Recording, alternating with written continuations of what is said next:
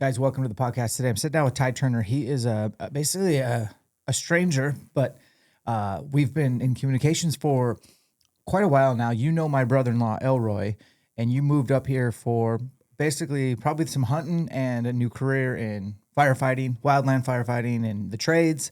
We'll get into all that. Welcome to HQ. We're going to probably do a quick pod, go shoot some bows and work out, which is just what I do all day, every day. I'm joking, guys. I don't get to do that every day, but welcome. So you're a bow hunter. Yeah. Thanks for having me, Dan. Yeah. How long have you been bow hunting? Off and on about since high school, 35 now. So a little over close to 15 years, something like that. Yeah. Now you've guided too. Like you were a guide. How long did you guide for? I didn't really guide a ton. I just helped out on a couple outfitters or one outfitter in Northern California a little bit, but mostly just going out with my friends and hunting out on my own. But I've helped out a few people. And you met Charles from Hal out there? Yeah, he was one of their guides. I've hunted with him a couple of times. He's a great dude. He's doing the Lord's work right now. Hey, Charles, if you're listening, thank you from the bottom of my heart. Like that guy has a full-time job, career, whatever. I don't know what he does, but it's like he does Hal full-time too. And if you guys aren't familiar with the Hal organization, I would say arguably my favorite current conservation agency, like advocacy for hunting and hunting rights and not losing. And they do such a good job of conveying a palatable message to people about why hunting is cool. It's actually something that, we need for management of the species and to make sure the species is here. He also works with, there's another guy, John Stallone out of Arizona. Do you know John? I don't know John, but I know who he is. Okay, I've heard Charles talk about him. Yeah. Those two kind of started it, and they're doing the Lord's work. Oh yeah, they're doing a great job. I think I'm still a current member or whatever. I get the emails too. No, I get the emails. They're doing a great job. So you knew Charles before Charles started Hal? No, I didn't. I met him when I was helping out up there. So that was recently? Yeah, that was recently. So that was my first time meeting him, and he was already doing Hal and busy with that. Just happened to work out that, me spending some time with him, he explained to me a little bit about it, and it just really, it's grown so much, it seems like.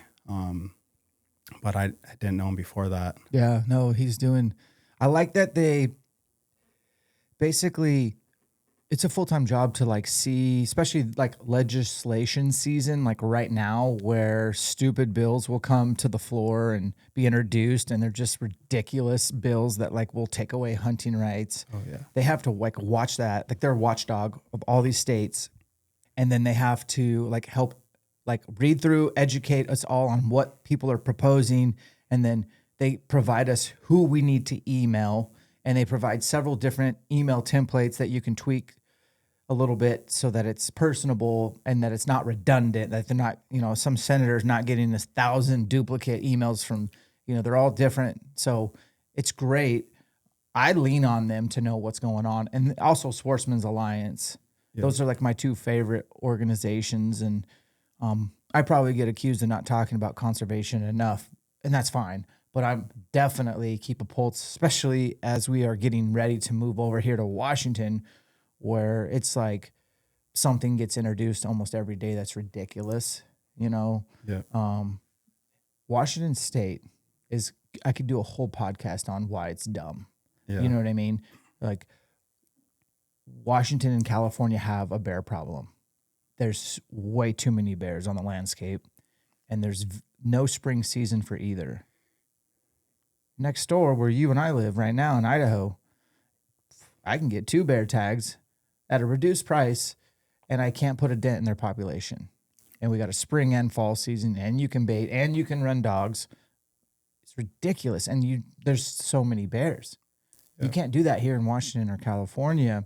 I remember last time I hunted California. It was a blacktail hunt, and I would see 6 to 7 bears for every deer. Oh, yeah. And that's nothing new to you, right? Yeah, you see there's bears all over where I was at in the Eastern Sierras. There's mountain lions. Yep.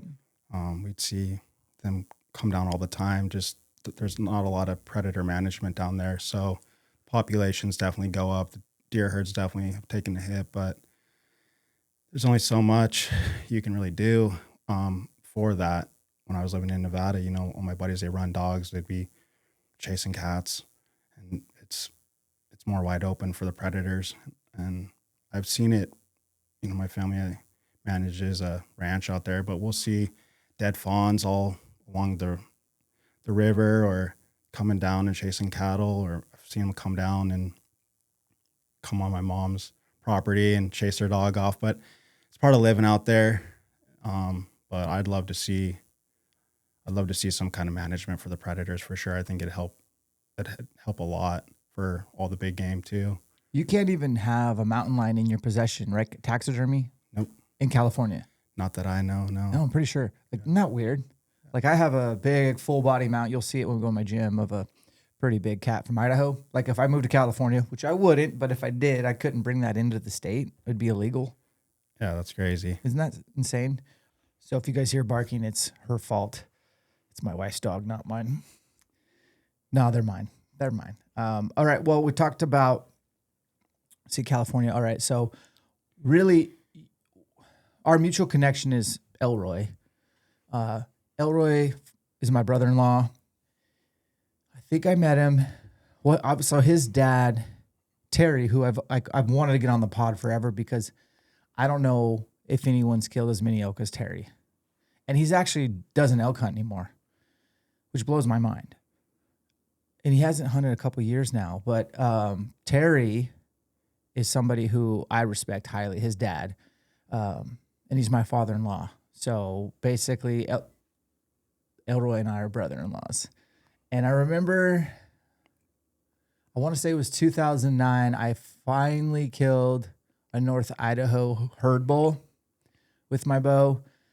He was a stud. Like, he wouldn't score very high, but he was like a thick boy, 7x7, inline, clean herd bull. And how I killed him was I didn't call.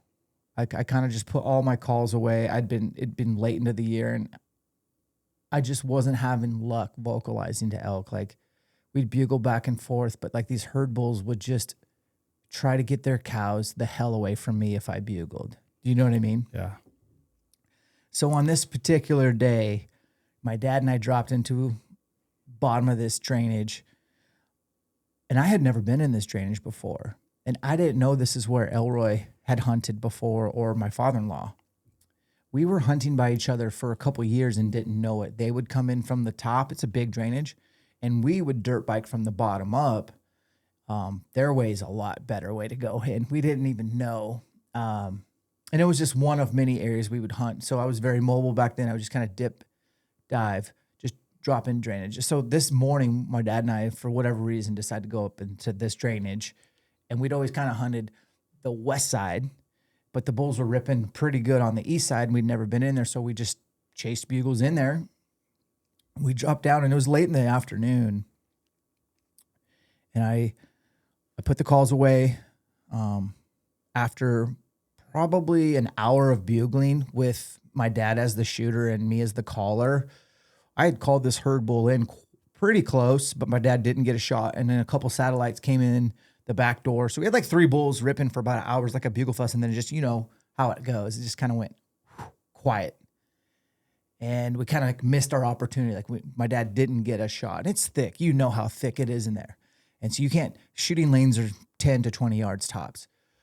So it kind of goes quiet for a second. And my dad and I get up and meet up, and I'm like, all right, what do you want to do? And he's like, I don't know, man. I think I want to start working my way out of the drainage. And I'm like, I'm not doing that. These bulls are hot. So I'm going to hang out down here and see if they just fire up one more time before it gets dark.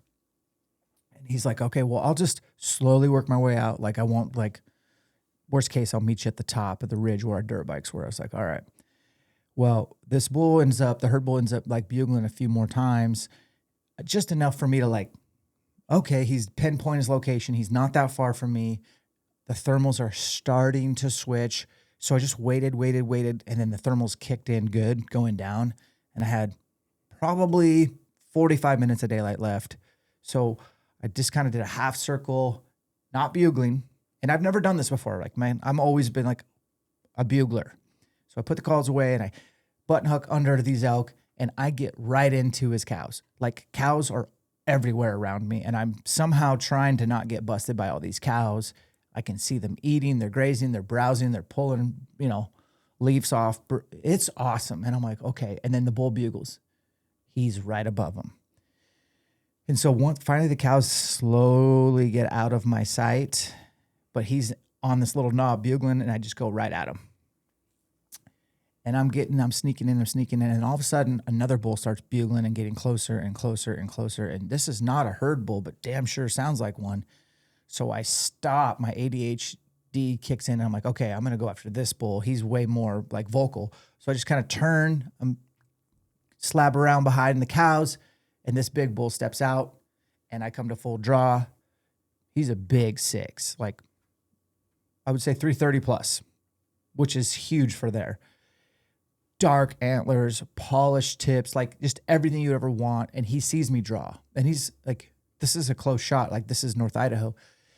So he's frozen staring at me. I'm at full draw and I don't have a window to hit his vitals. And so I'm at full draw. He's staring at me. He wins the battle. Like, I hold for probably a minute or two and I finally have to let down. When I let down, he bolts. He doesn't bark. And then this herd bull is still bugling at this bull. So I'm like, all right, let's go back to this bull. So I 180, maybe go 30 yards, and this bull's still on this little knob just bugling. And on top of this knob is just like 16 Christmas trees, and he's in the middle of them. So I'm like, okay. As soon as he steps out, I got a lane there, and I got a lane there. And so he's bugling, and when he's bugling, he's so hoarse from bugling that like almost like just air is coming out. Like, I can hear the start of his bugle and then it's like nothing and then a little bit at the very end. And I'm 30 yards away from this big 7x7. He's worn out his bugle and he finally stops bugling. And I think he can tell his cows I can hear his cows mew and they're kind of starting to work away from him. And so he comes out of the Christmas trees and then I just cow call and he stopped him at 30. I had a 30-yard shot, buried the pin, let it rip, heard the sound, and he takes off running. And so I'm like, damn, I think I just shot a big bull. And I didn't know he was a 7x7. I just knew he was a big, heavy bull. So I walked up to where he stood when I made the shot and I could see blood on the ground. And, I forgot to mention this. Somewhere in my stock, I took my backpack off like a rookie. You don't take your backpack off there. How are you? Like, there's no Onyx. I'm not running tracking. This is like 2009. I have a Rhino GPS. I don't have cell phone communications. And now I'm like, oh shit, I set my backpack down over there. Well, where's over there? You ever done that? Yeah. You're not dumb. Of course you haven't. I have. So I don't have a backpack. And it was hot. And so I had no way to like flag where the shot was. And I wanted to back out and go get my dad, So I remember I took my shirt off, flipped it inside out where it was like the white part, tied it around this Christmas tree. And I was like, I got to go catch my dad at the top of the ridge before he leaves me. So I hike all the way up out of this hellhole. It's at least 1,000 vertical feet. And I meet my dad at the bikes. And he's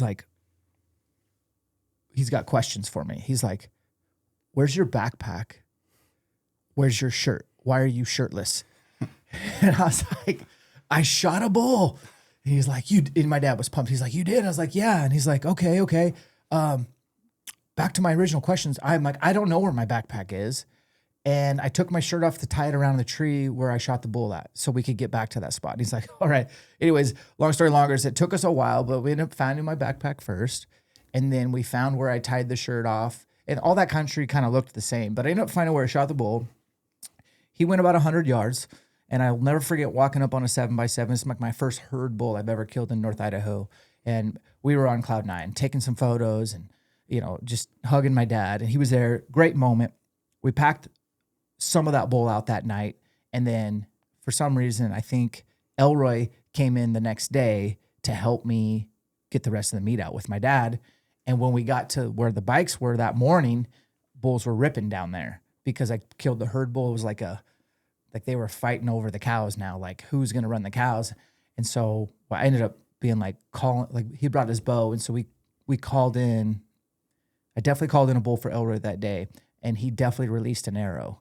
I don't think we killed anything that day. I think he missed, but I have old school footage of that day, and I don't have enough footage to like make a video, but I have like Elroy in his tree bark fleece pants and his little outfit he would wear. And he looks a lot younger. I look a lot younger, but anyways, he helped me pack out that bull. And that was like my first kind of hunt with Elroy. And we haven't really hunted together since, you know what I mean? But we'd always stay in touch. But that just a really good memory of, you know, that whole entire experience was awesome. And honestly, like every probably herd bull I killed from that point forward involved not calling in North Idaho. You said earlier you went elk hunting there for the first time this year, and that you don't even know how to bugle. Is that correct? Yeah. Yeah, I was pretty much as green as they come, and it was my first ever elk hunt, first ever time in the elk woods. Surely you've tried bugling. Not really. I mean, I was throwing out some cow calls, and I mean, I had tried. I just didn't really know what I was doing. How's it sound? Not very good. Can you hold a high note with your diaphragm? No. Okay. That would be the key. Like for anyone wanting to get better at calling, like it's where does this diaphragm fit your palate perfectly? And everyone's got different palates. And one thing I learned from, I think Jason Phelps or Dirk Durham, or maybe Joel Turner, been around some great elk callers. And I'm not a great elk caller, but I'm definitely good enough. And I want people to know you just have to be good enough. You don't have to compete at calling. The tape that holds that, you can manipulate the size of by cutting the tape that holds it all together to fit your palate. And that's one thing that I would suggest. If you're not getting a good fit and you're leaking air on the sides, try nipping the tip around a little bit to figure out like what fits you best. When you watch like my buddy Cody, who I think he works for Slayer still, I'm not sure, but he's won the world calling championships. Dirk's competed, Jason's competed, Joel's won it probably twice. When those guys call, their mouths are open. Mm-hmm. And the diaphragm's just sitting at the top. So you can cut the tape, but when you make vocalizations, your mouth should be open. And a lot of guys try to like make the meow or whatever with their lips. And so you shouldn't be moving your mouth when you call. It should be right up against the palate, and then you can, with your tongue, manipulate how much pressure and go into a high note and be able to come down off that high note. And it should be a nice steady sound with no leaking. And if you drive or commute to work, you can start getting your diaphragms, get a variety pack from all sorts of manufacturers, and just keep testing them and figure out which one either sounds the best or fits the best, or cut them to fit you, and work on just being able to control pressure and go all the way up the ladder and all the way down in your notes. Once you can do that, your cow calls, your calf calls will sound better, and you'll be able to do a location bugle without even adding any bass or grunts or lip balls. And that's all it takes to do an elk location bugle sound, is just to hit a high note and go all the way up the ladder. And then you can even drop down slow or fast, make it fall off. And that will get you a ringing tone. And that's the I'm here, where are you sound that these bulls make. Hell of a lot easier to find elk there if you can get them to answer a location bugle.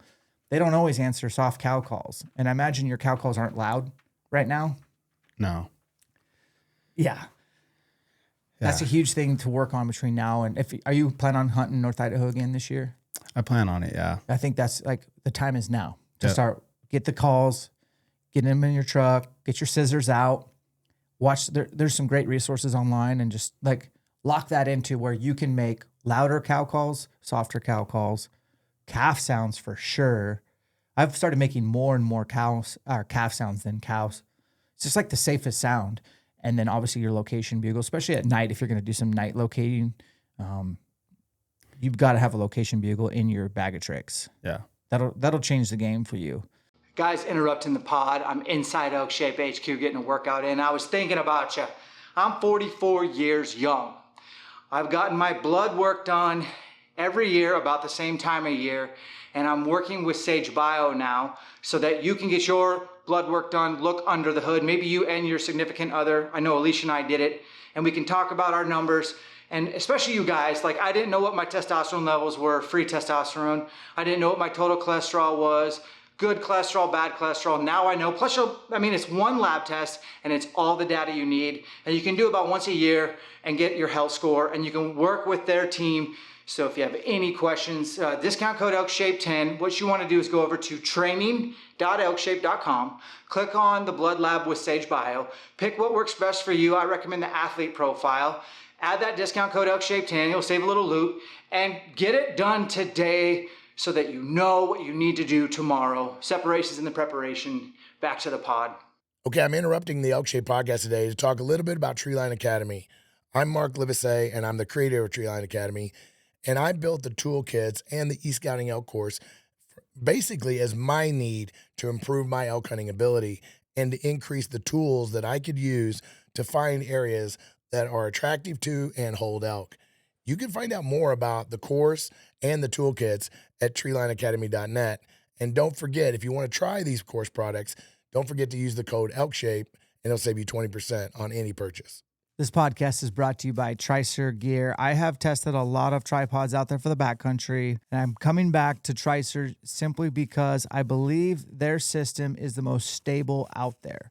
And it's extremely light, very durable, and it's backed by no questions asked, money back guarantee, free shipping, all those things that you would expect. I like Tricer's AD and BC. In the backcountry, I typically take the BC. It's lightweight and it can get pretty tall, but if you need to stand in glass, look at the AD. Now, for panheads, there's a variety of options. My favorite is the LP. It's 4 ounces and it will work for not only your big 85 millimeter spotters, but your big heavy DSLR cameras that I pack around with big lenses. It's a great lightweight solution, very stable, folds up, weighs next to nothing. Discount code ElkShape will save you 10%. Tricer Gear, check them out. They stand behind their products. We're also talking about your first year hunting North Idaho, and you did not have a machine. You didn't have a four-wheeler. You didn't have a dirt bike. You were hunting from your truck on foot. That's a huge disadvantage there. Oh yeah, I was kind of surprised how crowded it really was. But I was fortunate I could find an area there's a lot of camps that I could set up, and I've always hunted that way out of my truck and, and hiking in. That's, chasing mule deer or antelope or whatever I've done. That's kind of always been my style, with just using my feet and getting up and glassing. But up here it was so thick and dense. You don't do a lot of glassing. But it was a humbling experience. It was a lot of fun. I still getting up early and late, just finding water and paths they were on, and just more still hunting and just being patient, trying to play the wind. It just never came together for me. And obviously not really knowing how to call and not having a lot of those skills yet definitely was a disadvantage, but definitely learned a lot. And did they ever talk enough to where you didn't need to call and you could slip in on them? A couple mornings I'd get up before sunrise, and I could hear him bugling. Yeah. Farther out. I think I was hunting from about the 12th, September 12th. It was about a week through about the 19th. And early morning, I'd hear him off in the distance, kind of just head in that direction, trying to just go after him. And that was usually it. It was usually first thing in the morning, a little bit during the day, but maybe at night. But I was usually first thing. That was when I was hearing them. Probably my second or third day out. But did you call any bulls in quietly, like they snuck in on you? Not that I know of. I definitely heard some. I could, one morning I had a bull. He was really not too far from my camp. Honestly, probably only 60 yards. I could hear him first thing I got up before sunrise, and I just heard him moving and below me. And is that the one that was glunking right by your tent? Yeah, he's probably exactly. Not right at my tent, probably 6 yards from, but I could hear him. I was getting my gear together, just getting ready for the day, and I tried to go after him. Probably winded me, but I threw a couple cow calls at him and was just setting up, hoping he might present himself for a shot, and Yeah. never came together. And as the day went on, kind of just went in that general direction. He went off, or I thought he went off too, and hiked around and just waited. And Did you find any old growth bedding areas where like it looks like somebody took a rototiller and just rototilled up the ground, so there's no underbrush, like they're bedding in there, and it's kind of northeast timber? yeah, I found some water, and I could smell them. Like I could smell they had been there. I could see droppings. I could see some of their tracks. And so I had set up in that general area, just hoping they might come to water or be passing through. Was it like just creek waiting. water or It was like creek wallow? water. Okay. It was creek water. Yeah. I didn't find a wallow, but I could definitely smell them. And that was something I've always heard and read about. Like you'll know when you smell Yeah. elk. And I've seen elk and mule deer hunting in Nevada. I've been, in and around them before, and they're just so majestic. And I was just hoping to see one in North Idaho, and just hoping to just get that opportunity. They might be passing by and could, let an arrow go, but just never came out. It's interesting you bring up Nevada, because I couldn't think of a more stark contrast to the elk you were hunting. I was just telling you before we hit record, like I get to apply for Nevada this year. I've been in a 7-year prison, timeout, because I drew 7 years ago, and they make you wait 7 years to put back in. And I may never hunt Nevada again, but the time I did hunt it, that is the 100% opposite way to hunt North Idaho elk. It is dry. It is arid. There's some big mountains. You can get into PJ. You can get into timber, but it's still wide open, high country, high desert. You're in mountains that are 3,000 to 6,000 feet, quite a few logging roads, thick patches of timber, and tons of tall undergrowth, alders, huckleberry brush. Like, how did your bowstrings look after a week of hunting there? Oh, it was rough. My strings were all messed up. I had a new rest. I got a new bow this year, and my rest was all chewed up. I had to take a fishing line. I just had in my truck just the felt or whatever was coming up on it, just to tie it down, just to get through the rest of the hunt. Yep. But it was fun. It was, it was bushwhacking through, but it was something I never experienced before. In my early years there, we had a rule. This rule came to be because of what we learned, but like we had a rule where every night you had to shoot your bow at 20 yards with the headlights on of your truck, a broadhead, just to make sure 20 was still on after a day of whacking around your bow through the brush. And there'd be days where you'd be like 6 inches off at 20 yards because stuff just gets knocked, and you'd have to replace your strings and cables after a season every year because of that brush. Were you trying, it's like you were out west guy, so you probably weren't trying to like sneak through brush that's impossible to sneak through. A lot of guys will do that. They're like, I got to tiptoe through this. Whereas like if you were to hunt with me in North Idaho, I'm walking very loud. I'm trying to sound like an elk until I'm in on elk tight and I don't want them to know I'm there. Then I'll be trying to slip through, but that brush will eat you alive. Oh yeah. Did it rain at all when you were there? One day it did. I got pretty lucky with that, but with the weather, but it did rain one of the days. And I did, like I said, I'm not really an elk guy, but I'm more of a mule deer. That's most of my experience. So I was more used to trying to be quiet and, stalking in or the way I've always hunted them or antelope or however it's been. But I was talking with some of my elk buddies and like, hey, there's a little more forgiveness in being loud or and try and rake a tree or, don't get so caught up in being too quiet. You can be aggressive. Yeah. And if the opportunity presents itself, but, just hunt smart. And, I was just going off instincts really. Like I really had never experienced it before. So I was, I was thinking about noise because I was always trying to be quiet before in the past and other species, but I was also definitely in the brush too. It's hard to be quiet sometimes if you got to cover ground. And there were some areas, you find a trail and the walking was really Did you easy. run into a lot of hunters? Did you hear any Doug Fluties? Yeah, there is not. I saw a lot on the main road. A lot of hunters. There's definitely a lot of pressure. I was hiking in and getting away from everyone. and I didn't see anyone when I was back in the areas I was hunting, but definitely a lot of traffic, a lot of guys on dirt bikes, a lot of quads, guys on trucks. Well, that area has a ton of dirt bike specific trails that a 4-wheeler just quite honestly can't fit and is not allowed on. So you can hear those guys zipping all day. One thing I did this year was we got a couple electronic motorcycles that we have right now, and one's called a Zero. I probably like that one the best, and then the other one's a Suron, which everyone knows about. You wouldn't be able to hear those on the trail. Whereas if I got my 2-stroke, you're going to hear me coming. You know what I mean? And I have a 4-stroke old school in my garage too. And that one's a little quieter, but still you're going to hear it. But I'm kind of interested in maybe trying these e-motos this year.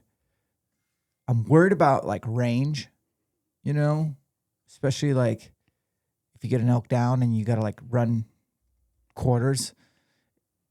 I would just suck to run out of juice in that bike. But think about it. No sound, no clutch. So if you're just a piss poor dirt bike rider or have no experience, that's out of the equation. You don't have to feather any clutches. Traction control on the Zero has a button to where like if it's a steep grade and you like run out of momentum and you're like on a steep grade, you can hit traction control and get out. They're not big. So like a big guy who's like 6'5", I think it would look ridiculous on one, but somebody 5'10" or less I think it would fit really well. And then you can take the battery out and like flip it upside down if you want to like put it in the back of, tie it down to your quad. They don't weigh very much. You can manipulate them. They take dirty power. I'm kind of nervous. I think these e-motos might be the new thing. Yeah, I think so. I mean, I'd love to hunt Did you see any up there? I didn't, but I know Definitely didn't hear any. Yeah, I didn't hear any. That's for sure. Yeah. But I know they're out there. Not the area I was in, no. See, I have an e-bike that I'd never use because it's considered a motorized vehicle. And when I hunt, like, let's say like Southern Idaho, they have that motorized vehicle rule where guys seem to still not know the difference. And I get kind of grumpy when I see e-bikers or e-bike tracks on a road that's closed or on a trail that's closed. Drives me nuts because they probably just don't know the rules that it's considered a motorized vehicle or whatever. And maybe they do, I don't know. But I get grumpy about it because like it's not fair when I just walked in 3 miles and you did it in 5 minutes on your e-bike, you know. But e-bikes are definitely another option. I've used e-bikes up there where you were hunting for spring bear. Just driving logging roads with the wind in my face in the last hour of daylight. And I've literally ridden up, seen bears in the middle of the road eating grass, stopped, got out, got my bow out, closed the last 20 yards, shot bears that way. Incredible. They're so quiet. But you got to keep them juiced up, man. And you got to have an extra battery. And they don't have the torque that these e-motos have. So I don't know the answer to that, but I wouldn't want to hunt up there without a quad or a machine. This is ElkShape talking. Like, I'm a fit guy, but like you can't be mobile when you just have your truck. Oh, yeah. And you're going to beat your truck up. Oh, yeah, for sure. Did you beat your truck up? I did a little bit driving in, and I think too I didn't want to keep driving around and get stuck or get in a bad spot alone. Yeah. So I was kind of trapped that way a little bit. But yeah, looking back and now having experienced that, being mobile would have definitely helped for sure. Yeah. Just you can, like you said, cover so much more ground, so much more country that opens up to being able to do that. But I learned, and just want to get better. And you're going to go back? Oh, I'm going to go back. And you're going solo? Probably. But I mean, I'd love the opportunity to hunt with someone, especially someone, with more elk hunting experience than me. But right. 90% of the hunting I do is by myself. So it's kind of how had a lot of failures, a lot of, made every mistake. Why don't you call Elroy up and say, hey, come out of your North Idaho retirement, leave Colorado, which has the most elk out of any state, and come hunt this low density elk up here. We were texting yesterday, and he was saying he might come down and help me out. So Elroy, if you're listening, Elroy, come down. He's listening. What you ought to do is skip Elroy and hit up my father-in-law, who taught Elroy everything he knows. And Elroy's going to hate that I said it that way. But no, Terry, my father-in-law, is a He's put more elk on the ground than anyone I know personally. And with a bow. Yeah. The guy's forgot more than we'll ever know about elk hunting. And he hasn't gone 2 years in a row now. I think he's trying to like be retired from elk hunting, and that shit's got to stop. I think Elroy's dad's turning, he might be on his way to 70 this year, but he's in good shape. He would be the guy to teach you and call for you and learn from. Oh man, I would love that. Yeah. Or Elroy, either way. It'd be good to get the archer dude in the game. And, so how did you meet Elroy? So we met, it was during COVID, it was a COVID year. We met, we were bow hunting mule deer it was an archery tag down in the Eastern Sierras. And, I just met him way back in the backcountry at some trailhead. He was with a buddy. I was solo. We were the only two hunters back there. We just got the trailhead, kind of said, hey, what's up? They'd wake up and go one direction. I went the other. Mm-hmm. They were, regroup at the end of the day. And, there's no like hostility or anything. It's all public land. We were friends. It was cool. And started talking. And Elroy ended up killing a buck that trip. And I backed out to a different area, linked up with somebody who killed a decent 4x4 that before I got there, and hunted different areas. And Elroy was just super cool, and just got to talking, just two bow hunters, and stayed in contact through just, social media and just being friends, like sent numbers, and, life got busy and just time got on, but we always stayed in touch. And I reconnected with him when I was moving up here, because I knew he said he was originally from this area. Mm-hmm. So that's kind of how we met. But yeah, it was 12,000 feet way back in the backcountry, some trailhead. And you guys made friends from that. Yeah. That's so cool. Just a small world. That doesn't happen very often, man. Yeah, I know. Usually there is a little bit of unspoken hostility or sizing each other up. Yeah. That's unfortunate. But. Yeah. I've had that before. But I don't know, there's some about it where he was just super cool. Like, hey man, like just friendly. When I showed up, he was there before me. And, I was just came, it's a big area. I kind of know the area. I grew up down there some, so I knew some spots where their deer were. And Elroy, man, he went out. I think he killed one the second day I was there. Mm-hmm. He shot a decent buck, and it was cool to see. And backed out, and that's cool. Yeah, he's got 2 kids now. Okay. How many do you have? I have 3. Yeah. What do you do for work? So in the summers, I do wildland fire, and I would do some of that in the winter too. And then I also work in the trades. Journeyman, framer, and carpenter. Oh, that doesn't suck to have that skill. Yeah, it's good. You can usually find work. Yeah, it's doing it in the winter is different for sure. Yeah, but it's good. I'm glad I learned it. So as a journeyman, are you signed up under a union, or do you just work for anybody? No, I've always worked for GCs usually, or doing little side jobs on my own. But is that what you're doing now? I just finished up some works, a job up on kind of all over this area, but it's slowed down a little bit now that the snow's on the ground some. But yeah, my main job, I do fire. Yeah, I do wildland. So are you like a hot shot? I've never been on a shot crew. Worked a bunch of shots. I've always been on municipality wildland crews, so like established fire departments that have separate wildland division. Mm-hmm. Pretty popular out now in California and Nevada. They have a lot of those municipality crews. Okay. But a lot of shots come in, help us train our squad bosses, or the work's similar. I promise you, you're gonna have work. Oh yeah. Where did you spend most of your time this last summer fighting fires? So I was actually in Canada a lot. I was all over Canada this year. Northern Alberta, or? We were Alberta, BC, and Saskatchewan. Yeah. We were. Oh, I was bear hunting in Saskatchewan when fires broke out pretty big over there. Yep. And I was like, when did fires start popping up in the spring? Yeah. That's like 2 years in a row, or quite a few years in a row now. It was my first time up in Canada. It's beautiful country up there. Oh yeah. It was different than fighting fire the areas I've been in, but it was fun.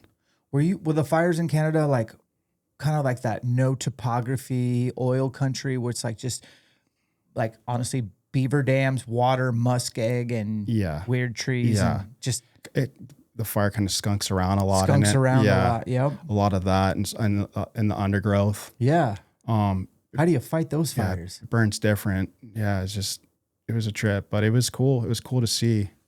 Any crazy winds when you were there? Yeah. Like what I was used to, in Canada, our critical burn period in the States, it's usually the middle of the day. Yeah. There it's later. And the other thing I wasn't used to. So like the relative humidity goes down later in the day? Well, they call it that inversion layer changes. Oh. So the other thing, longer days, in Canada. Yep. So it doesn't get dark till like in the summer, 11 or almost midnight. Yeah. So it's 5-6 p.m. That's when it really wants to kick off again. Yep. Where I had never experienced that before. Yeah. So it was just different, but it was fun. Just always adventuring around. It's beautiful up there. I'd love to go back. When you were at a fire camp, you're pretty much just like sleeping in a tent, right? The agency I'm with now, we were actually hoteled up kind of by the fires or these towns that were evacuated or being affected, and we would go back and forth to camp. But I've been on crews where we spike out all the time. Okay, so what's your plans for 26? Are you part of a fire crew right now? I still have my job to go back this upcoming season. Probably do that. I'm working on just started with one of these smaller fire departments up here, just volunteering and doing part-time work. Where are you volunteering at? Up at Spofer. Okay. I'm going to go through that and recertify my EMT. Yeah, so I'm going to start testing with some of the structure departments around here. Have you looked at Spokane Valley? Yeah, I've applied there. I'm actually on a couple lists for a couple other departments around here, but we'll see what happens. I'm going to keep on. Northern Lakes? Haven't put in for Northern Lakes. I don't know when they're going to be testing, but you reach out to my buddy Tyler. He's a captain there. Another friend who's a really good elk hunter, Ryan Altus. Like, there's some good hunters. Yeah. I like the dudes at Northern Lakes. I used to do some fitness for that whole. I used to come out there and do fitness for their groups and stuff. But I like Northern Lakes. I like their schedule. Yeah. 48 on, 96 off. Pretty legit. And their call volume seems to be like anything going up as Post Falls and Rathdrum, all that stuff's growing. But Chief Soto in Spokane Valley, if he's still there, he's a diehard elk hunter, bow hunter. Yeah. Yeah, I've had a podcast with him. Oh, that's cool. He's legit. Yeah. He looks like he just seemed like a really good leader. Yeah. I was at the District 8 here. Okay. This fire station right here. I did a lot of nights there, but yeah, I don't know if you want to be on the fire department or not, or if you want to do wildland. It just depends, I guess. So what agency do you do your wildland out of? So now I'm with it. It's Wildfire Defense Systems is who I'm with up here. So they're contracted through the insurance companies to go do a lot of fuel mitigation work, structure protection around all the neighborhoods and communities that are being affected or by these fires, or it's coming through their community. So dude knows how to run a saw. Yeah. My old crews, we'd run a lot of saws. This one, I've been on engines and done hand crew work. This is a lot of engine work. Really? Mostly structure protection. So you guys will camp out at a structure when there's a fire going on? We'll post on it, or, going through neighborhoods that are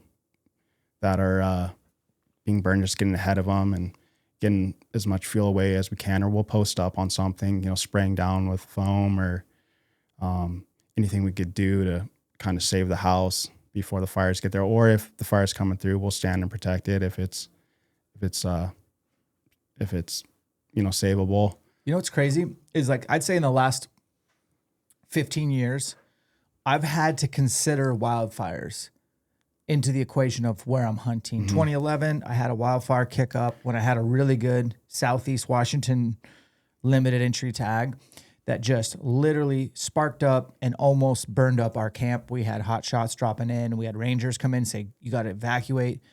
Fortunately, the south end of my unit wasn't on fire. It ended up killing a bull down there. Of course, I hadn't scouted that part of the unit. Yeah. So we had to figure it out. But that's elk hunting. You just have to figure it out, have high agency. But There was a couple years in North Idaho where like it probably wasn't healthy to be hunting in that much smoke. It was just, you know how this area just gets hit with smoke from Canada or even just in, Idaho, Montana fires. But like I've had to pay attention to fires, not only from a hunting standpoint of this fire could affect where I wanted to hunt and it could be on fire, but also to see what's burning, how hot it's burning, and how will that area react over the next couple of years? How will the ungulates react? Will they move out of the area? Is that going to be a hot spot? Is that going to be the best feed on planet Earth in 4 years, 3 years, 2 years? Was it a slow burn, hot burn? Like if you're not paying attention to wildfire and fire behavior as a elk hunter, you're missing out on a lot of information. Where do you stand on all this as far as, I'll just ask you, do you think Septembers are just getting hotter by the year? Yeah, yes and no. I mean, if you're talking to me just fire's so unpredictable. But it does seem like lately it used to just be a fire season. Now it's almost year round now. Yeah. Saw in Colorado what happened, a few years ago, California, the Palisades a couple of years ago, that was all in the winter. Yeah. I've been in fought fire in the Great Basin. We're spiked out on, starting March, April, been fighting fire late season into November before. So definitely longer seasons from what I've seen. I mean, and September does seem to be getting hotter. Or drier. Maybe it's drier. Drier, yeah. Maybe we're in drought. I'm not a global warming, like tinfoil hat guy. I'm just trying to look at it from like a real, honestly, objective standpoint of like, it's been pretty hot a lot of Septembers. Now I've had it snow in September many times, but I'm just saying like as a whole, it's been drier, and I'm trying to figure out how the elk behavior changes when it gets drier or when it's kind of drought. Because they need water, right? And water also provides really good groceries for the elk. And so like, where are the springs? Where's the best feeds? Like you have to pay attention to all this stuff. It does go into the equation. Well, we're going to go work out. We're going to go shoot a couple bows before I have to go do other things. And I wanted to, do you have any elk specific questions for that maybe some listeners might dig that we try to like brainstorm together on for 2026? Yeah, just your mindset, and or someone who's really getting into elk hunting or wants to get into it. You give one major piece of advice. I know there's so many, it's so complex. Hunting really is, but you would give someone that's, hey, I want you to take this in the field specifically for elk or in the mountains. Well, it's hard not to like give you real specific advice just based on what you've told me. Like your biggest handicap is the lack of mobility due to not having a machine because of the area you're choosing to hunt. And honestly, it's crazy not to know how to do a location bugle in that area. And I'm not talking like to bugle elk in. I'm just trying to find elk because you're not going to glass them. And you're going to cut fresh sign, but so what? Yeah. Were they here half an hour ago, an hour ago, 6 hours ago? They're moving for sure. Yeah, I saw that. And they get bumped a lot because you guys aren't the only ones trying to eat them. You got high wolf density in that area and high mountain lion density. And these elk have almost 4 months of hunting season from September through December. Somebody's hunting them with a tag for archery, muzzy, modern firearm, muzzy, archery. Yeah. And then the wolves have no season. They're full on. So yeah, these poor elk, man, they're pretty call shy there, but you will catch a day or two where they'll just lose their minds. And I hope you're there when that happens. And typically my experience was always third week, about the end of your hunt, like around that 19th is you're getting close to where there's going to be a day where you're going to be like, oh my gosh, there's an elk on every finger, which is not true. It's just there is that day because there's some hot cows. So maybe push your dates back a little. And I've noticed that rutting behavior seems to be getting pushed back a little bit. I hunt a lot of states. And if you were to like, hey, pick 1 week to hunt any state, I'd be like, I'll take September 25th to October 5th, which is not really even a season anywhere. Yeah. But later the better seems to be what I'm seeing. But that's just my opinion. I can't back that up with any data. General advice, like mindset, to me, starts now. Like, we'll see how you shoot your bow. You might be nervous shooting in front of me for whatever weird reason. I've seen that happen. Oh yeah. You should like relish any opportunity to be kind of feel like, oh, people are watching me shoot right now, or Dan's recording me. I'm nervous. This is awesome. Because it's still not going to be like, that's a step towards feeling how much pressure you're going to have when that bull steps out finally. And you want as much exposure to nervous shooting, because you're going to be nervous / excited when you get to shoot your first bull elk. Oh yeah. Guaranteed. And I don't want you to black out or forget to look through your peep or just put a bunch of pins on his body and hammer the trigger. Like, I'd love you to be present.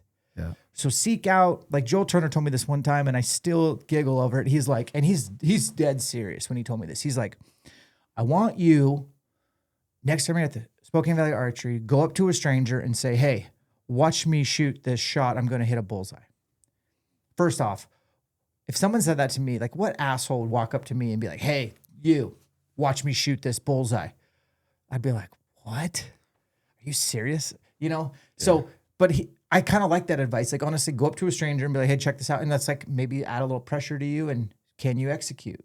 Mm-hmm. You know, because it always will come down to shot, right? You could be the best elk hunter in the world, best caller in the best country. None of that matters if you can't execute in the heat of the moment. Mm-hmm. I can think of many times where I did not execute in the heat of the moment. Yeah.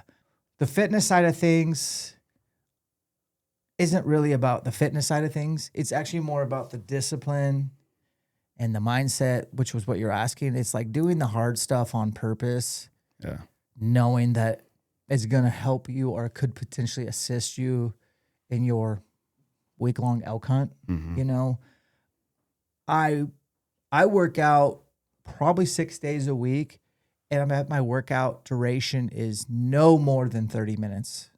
They're not long bouts. And I major in the majors. Mm-hmm. So like I just do really the fundamental movements, and I make sure it's really hard and difficult. And I get in, get out. I try to eat super clean, but I feel like I'm just trying to work on that edge.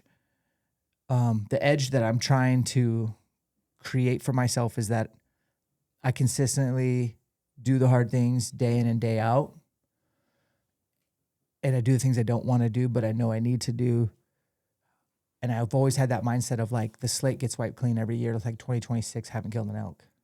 Like I have no laurels to rest on. Mm-hmm. I'm starting over. And I really am. Like I'm starting over right now with like, I don't even know where I'm elk hunting this year. Do you?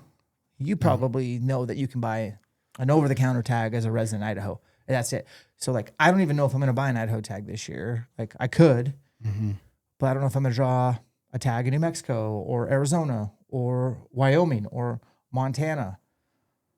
So I don't even know where I'm going yet, and I'm still preparing like I do know where I'm going. Mm-hmm. I'm going to be in really good shape. I'm going to definitely ruck every week. I'm going to get a high heart rate. I'm going to do a lot of strength. I'm going to eat really clean. And so the mindset starts now with the two fundamentals: shooting high stakes shots under pressure or perceived pressure, and making yourself physically undeniable for the mountains. All the other stuff will come in, like we talked about, getting some diaphragms, put them in your truck, making vocalizations, getting that. You need to get that dialed. Mm-hmm. You have time to like maybe do some side jobs and get yourself an e-moto bike, get a Zero. Go talk to my buddy over at Polaris All Sport, Scott. He's an elk hunter. You have some things that you could do right now so that your ducks are in a row come September, and I think you'll have a different experience than what you did. And you can build upon the knowledge that because you discovered some areas, and you can kind of start work. You know, you showed me your OnX, like you can start adding more drainages to that portfolio to where you can bebop, cover more ground, find more elk, have more elk encounters. Eventually that will lead to a shot, execute that shot. That will lead to elk in your freezer for the rest of the year. Yeah. Yeah. I'm looking forward to it. I love it. I mean, You're able to get the time off? yeah, I'll make it work. It's just like anything in life. If you want something bad enough, you'll make time you'll figure it out with family, kids, work. You'll work extra, trade shifts, make sure babysitting is lined up, making sure it's good with the family. Yeah, because you so you're swinging a hammer as a journeyman carpenter framer. You're also fighting fires, and you've been doing that forever. You also have a 13-year-old, 11-year-old, 1-year-old, Yeah. and a baby mama. Yeah.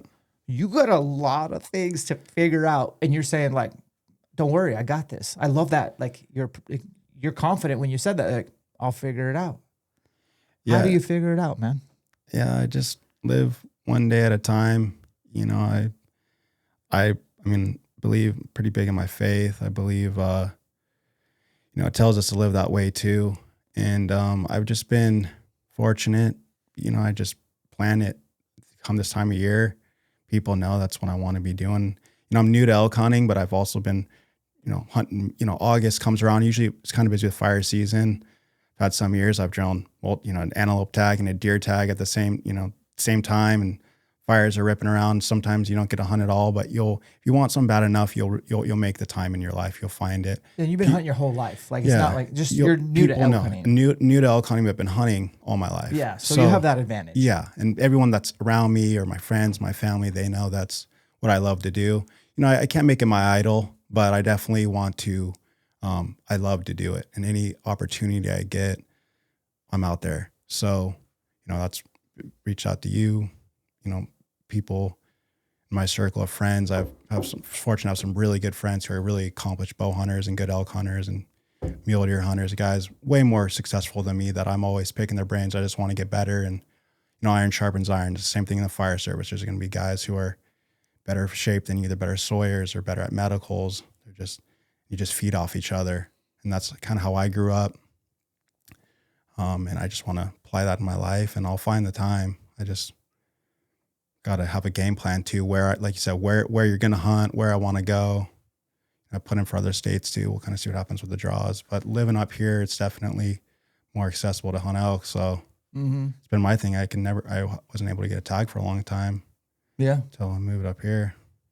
Yeah. And it's different strokes for different folks. So I'm at the point where I don't want just the tag to have a tag. I almost would rather take people out at this point than just have like a mediocre elk tag and work really hard for, I still love it, but I get really excited about possibly hunting better areas. Yeah. Like, to me, I'd rather have like less elk hunts, but really good ones. It's hard to do, but you said something that I want to dig in on before we go. I don't want to make it an idol. Most people might have just like skimmed over that. I didn't. I'm like, pause. You can make hunting an idol easily. Yeah. What's the downfalls of that? You know, I think it's, for me, and this is just who I am. I think there's so much identities that we have. You know, I've been humbled. I've had to see myself, whether it's fire or family or hunting. You know, I'm big in my faith, so I believe, you know, my identity is really in Christ, and I've learned that come later in life. I became a Christian, you know, in my 30s. Really? Or 29, 30. So who led you to the Lord? Honestly, it was my cousin. He's a stud. He's 6 months older than me. He was a super humble guy. He'd served 10 years in the Army. He was on Ranger Bat 3, did 2 or 3 tours and came out. He's now a doctor or in med school. He's married with 5 kids. So he poured into me a lot.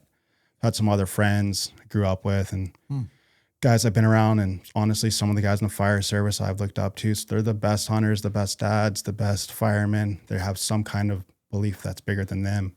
And I just saw that. And I feel I just draw me to it, and just, you know, had some valleys in my life I had to overcome, and found the Lord at the bottom of it. And it's been life-changing ever since. You know, I still struggle with stuff, but my life has gotten a lot better. And through it all, like, I would never imagine being able to go on some of the hunts I've been on, or a lot of these fire campaigns I've been on, and even to come here on a podcast with you, it's been something I never imagined, especially growing up in a small rural town in Hawaii. Yeah. You know, where life takes you. So I think, you know, there's so much, hunting's so popular today too. I mean, I'm nothing special or been around, but it just definitely seems there's something about bow hunting that attracts a lot of people, and people can get caught up sometimes. Maybe it's for the right reasons or the wrong reasons, but if you just love to hunt, someone like me, I love being out in God's creation, love being out the challenge of taking any animal with bow and rifle as homies, but especially with a bow, it just takes a lot of skill. And elk hunting, to me, seems it's at the pinnacle for me of what I've seen and always dreamed of it. Like I said, a kid in Hawaii to come out to the mountains, they're just so majestic. They taste amazing. The elk meat's amazing. Putting food or that kind of meat on the table for my family and being able to say I did it, you know, and I want to be, you know, my son's 11. I want to be hunting with him. You know, I got him a bow this year, or shooting around. So being able to do that, you know, maybe one day I'm a grandpa and could do that, but pass that on to him. So just not making it bigger than my family or bigger than work, but they also know, like, hey, I love to do this. I love to hunt. People around me, you know, they know that. So I try and do my best, but, you know, making sure the bills are paid, making sure everything else is, not neglecting other work, and being able to get the opportunity to go hunt. And just every fall, that's what I want to do, whether it's multiple species. But yeah, I like that. I think anyone listening, it's always important to pause and look at maybe what are idols in your life, or like you said, what is your identity? Something we don't stop and think about real quick. I mean, I always use myself as an example just because I just feel like it would make others more comfortable if I admitted that I could easily get wrapped up in my identity as he's a badass elk hunter. No, I'm not. I'm just somebody who's prioritized elk hunting in a way that's probably not normal or maybe not even good to elk hunt as much as I do and to be as obsessed with elk hunting and to make it an idol. It's definitely that's a razor thin line that I have to walk and be careful and be cognizant of, like, is my identity in Christ or is my identity in what people perceive or what I think their perception is of me? At the end of the day, don't get it twisted. I freaking love a bugle. Oh yeah. I love everything about elk hunting that it does for me. I feel like it does help me lock in this new level of discipline that others probably just don't know about. A few do, where without a question, it's coffee, it's Bible, not always journaling, but I have like a Bible study aid because I'm trying to learn, always try to learn. It's praying with my wife, which she really enjoys. Like it's a good thing. And it's something that I have to be a better leader at home at that. So doing that. So those things are very important. And then when it comes to being able to be a good elk hunter, like I need to be extremely fit to make up for my lack of skill. Right. I've always leaned into the fitness side of elk hunting to help me have success to this day. It's just always come in really handy to cover a lot of ground and be able to do it day in and day out, like limitless. But when I'm done with this earth, like, don't want my identity to be an elk hunter. It's more along the lines of legacy, like Legacy Built, what we're doing over there at Legacy Built. It's more like, do my kids see how much I love the Lord and how much I love their mom? Do they see that their dad has provided for them and busted his ass? And like, I want my kids to see that like nothing comes easy. You have to work for it. So like those things are important to me. So let's finish with, what is your legacy? What is the legacy you're trying to build for yourself? I think you hit on it. You know, having kids, being able to being a good example for them, leading them, providing for them. I want to pass that on to them. I want them to come to Christ. I want to be a good example. I want to be able to be that man for them. All the other stuff, the hunting, fire, that's fun. It's work. But my legacy would truly be, I want to say I'm a man of God. It's an everyday choice. Still struggle. It's not easy, but I want to be able to lead well. I want to be able to pass, generational blessings and wealth to them, to my kids and the ones after, and just that's what I want to leave behind. Hopefully I get to make some bow kills on the way. And I hope so too.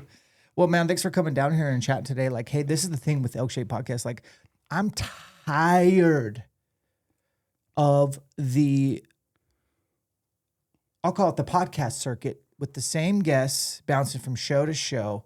I would rather podcast with a Ty Turner who is a firefighter and swings a hammer and is passionate about the Lord and passionate about elk hunting and just hunting in general. Like, you're the people I connect with because I am one of you. Like, I'm just a dude who loved elk hunting. I just happened to chase the media thing so I can elk hunt more, quite honestly. But at the end of the day, thank you. You're the kind of people I like sitting down with.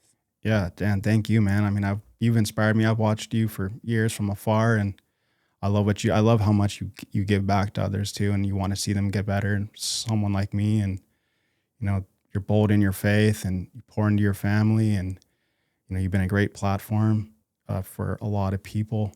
And I think your identity and just in the hunting community, we're very fortunate to have you, and a lot of people look up to you. So thank you for having me. That's humbling. Thank you, guys. Well, it's my friend Ty. We're going to go shoot some bows and work out. Separation is in the preparation. You have a lot of choices when it comes to pod. Thanks for choosing us. We'll catch you on the next one.